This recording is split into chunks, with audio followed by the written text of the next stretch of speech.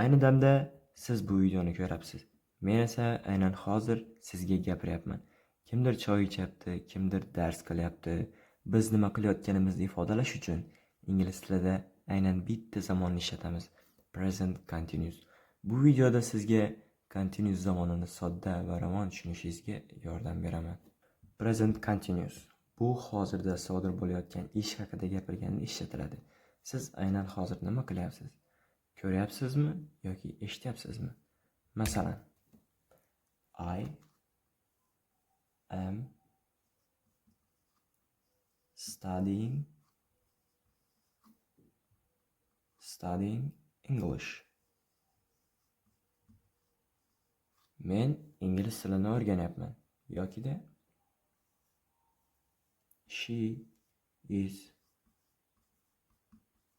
cooking dinner.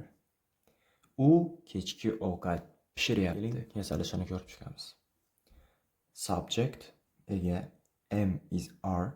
Bu yerda qo'shimcha fe'l rolini o'ynayapti va verb bu fe'l va fe'lga ing qo'shimchasi.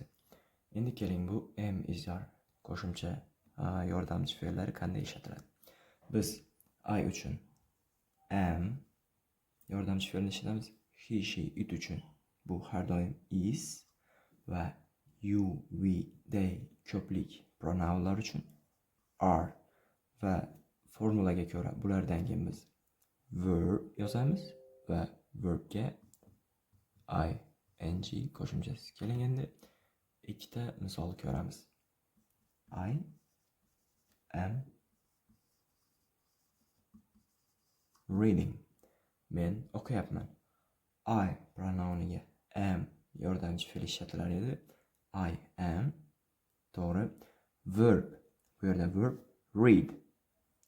Mana bu ing ni olib tashlab I am read. Va biz bunga ing ni qo'shamiz. Ing bu mana bu oxirgi 3 ta harf.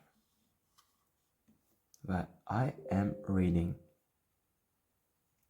Keyingi misolimiz they are playing football. Ko'plikdagi pronounlar uchun biz are ishlatilar edik. Va they are to'g'ri.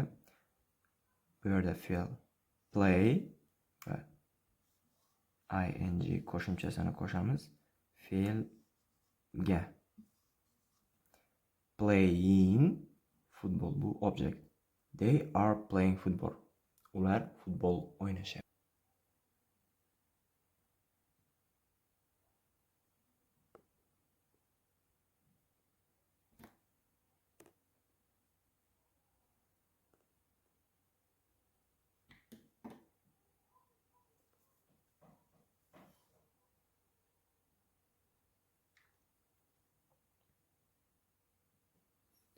Endi biz present continuous ishlatib qanday qilib savol berish mumkinligini ko'rib chiqamiz.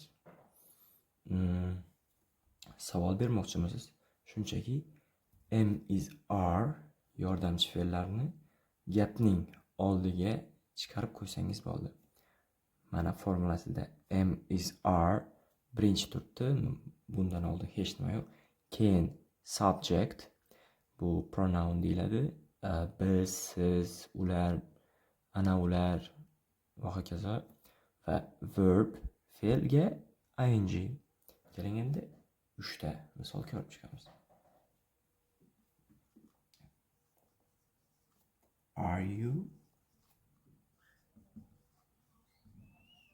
Are you studying? Sen o'qiyapsanmi? Is he playing guitar? U gitara chalyaptimi? Am I speaking clearly? Men aniq gapiryapmanmi? Tushunarli gapiryapmanmi? Degan bularning hammasi savol. Mana am is are yordamchi fe'llar oldi qatorda va ega. Bu yerda fe'l va ing va bu object, bu adverb. Adverb bu fe'lni describes the verb. Buni nima desam, tushunarliroq kengaytirib beradi-da, bu holatini, va object bu gapni to'ldiradi.